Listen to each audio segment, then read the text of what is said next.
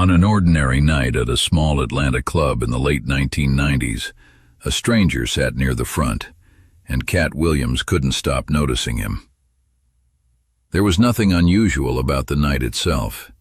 It was one of dozens like it that month, a weeknight set at a club that held maybe 100 people on a good night, the kind of room where the crowd was a mix of regulars who came every week, a few people who'd wandered in because they happened to be nearby, and a handful of faces nobody on stage would ever see again. For a comedian working the Atlanta circuit during this period, nights like this were the foundation of everything. Not the nights that got remembered individually, but the nights that, stacked together, slowly built whatever a comedian was going to become.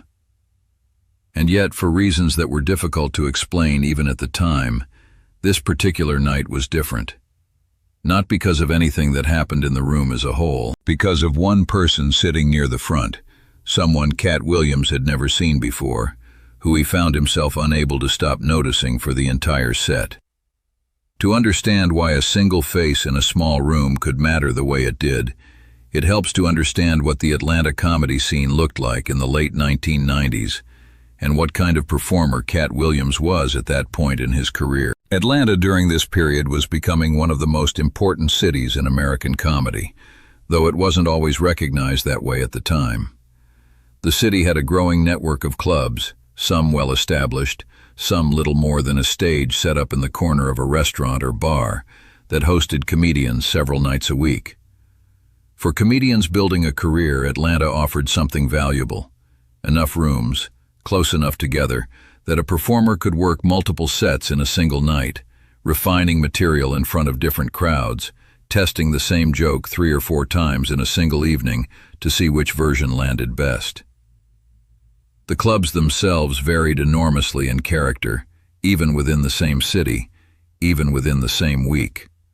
Some were polished enough to feel like real venues, a proper stage, a sound system that worked most nights, a host who introduced each comedian by name and kept the show moving. Others were rougher, a single microphone plugged into a small PA system, a stage that doubled as floor space when there wasn't a show, a crowd that might include people who hadn't come for comedy at all but happened to be at the bar when the show started.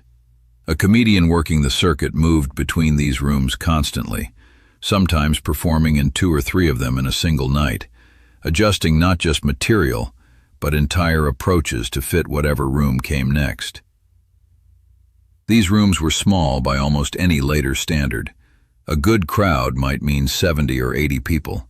The stage was often barely raised off the floor, sometimes nothing more than a marked-off area near the bar, lit by whatever lighting the venue already had, rather than anything designed specifically for performance. Audiences sat close enough that a comedian could see individual reactions, could track a single person's expression across an entire set if they wanted to, could notice, in a way that would become impossible in larger venues later, exactly who was paying attention and who wasn't.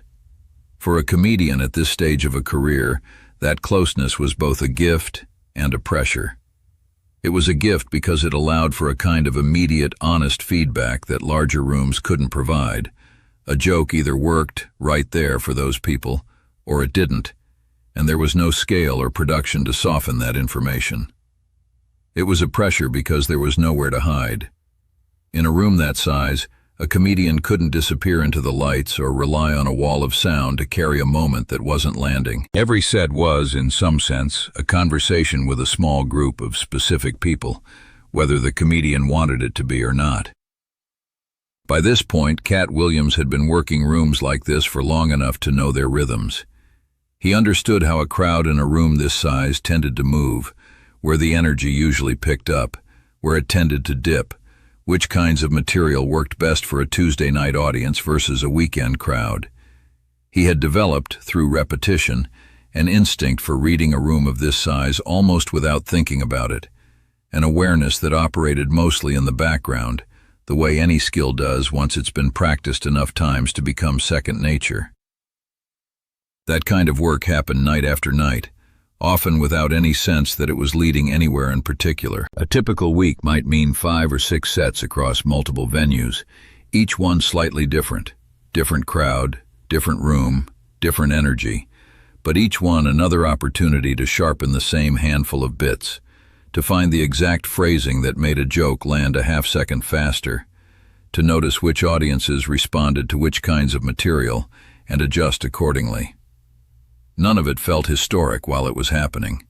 It felt like work, repetitive, sometimes exhausting, occasionally discouraging, but steady.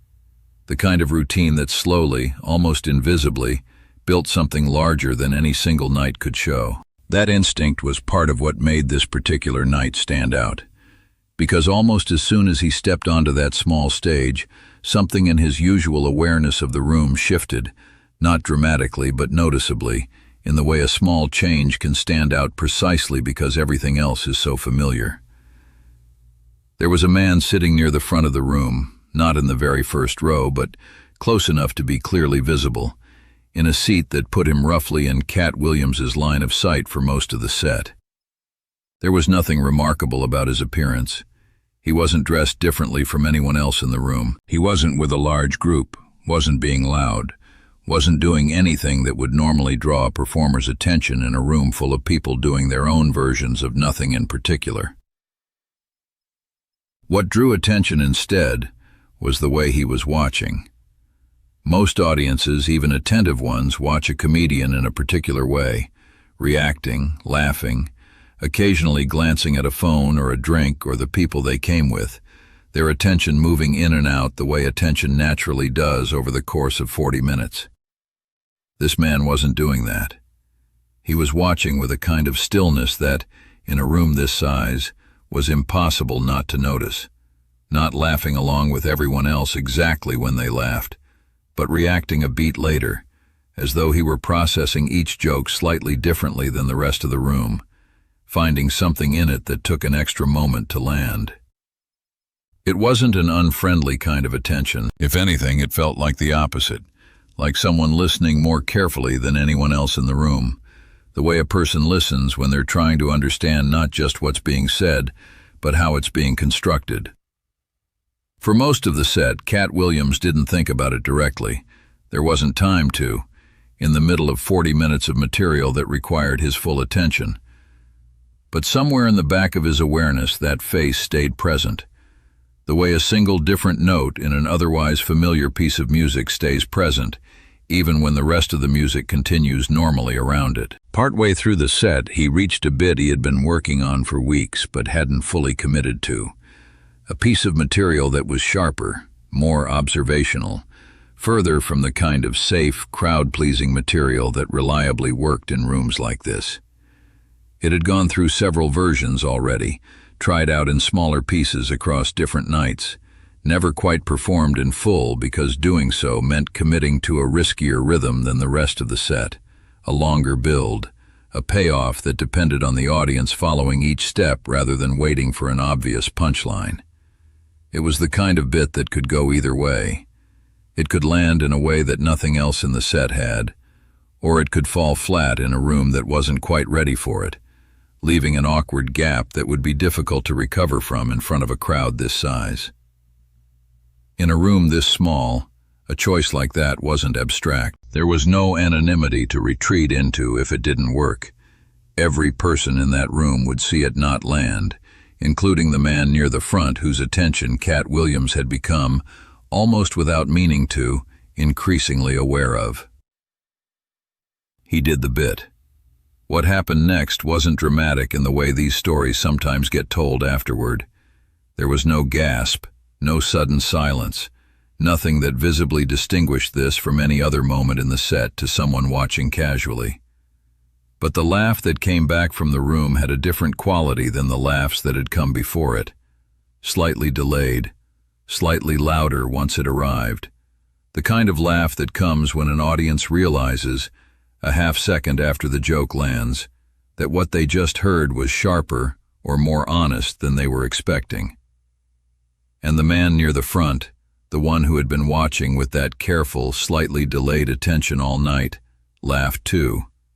Not loudly, but for the first time that set, his reaction matched the room's exactly, in the same instant, rather than a beat behind it. It was a small thing. To anyone else in that room, it would have meant nothing at all. One more laugh in a room full of laughs, indistinguishable from any other. But for Katt Williams, standing on that small stage, it registered as something else. Confirmation, of a kind, that the bit had worked not just broadly, for the room as a whole, but specifically for someone who had been listening more carefully than anyone else. The set continued. The rest of the night unfolded the way nights like this usually did. More material, more laughs, the rhythm of a set that, by most measures, went well. When it ended, Katt Williams stepped off that small stage the way he always did, and the room moved on to whatever came next, the way rooms like this always did. The man near the front left at some point during the night, the way most people in audiences like this did, without introducing himself, without staying afterward, without becoming anything more than one more face in a room full of faces that Katt Williams would perform for and then never see again. Nobody ever learned who he was. There was no follow-up, no later encounter, no story that connected that night to anything that came afterward in any direct way. And yet that night stayed with Katt Williams, not because of anything the man did exactly, but because of what his presence revealed. It was a reminder early in a career that would eventually involve much larger rooms, that the value of a joke didn't depend on the size of the audience. A single person paying close enough attention could matter just as much as a room full of people, sometimes more, because that kind of attention asked more of the material. It had to hold up not just broadly but specifically, for someone who was listening for exactly the things that made it work. In the years that followed, as Katt Williams's career moved through bigger rooms, television, and eventually arenas, that early lesson about the weight of a single attentive listener never fully went away. It became part of how he thought about writing, about testing material, about the difference between a joke that simply worked and a joke that held up under real attention. Years later, in interviews about his early days, he sometimes spoke about those small Atlanta rooms with a kind of fondness that had little to do with nostalgia for its own sake, fondness for what those rooms had taught him, in ways larger venues never could.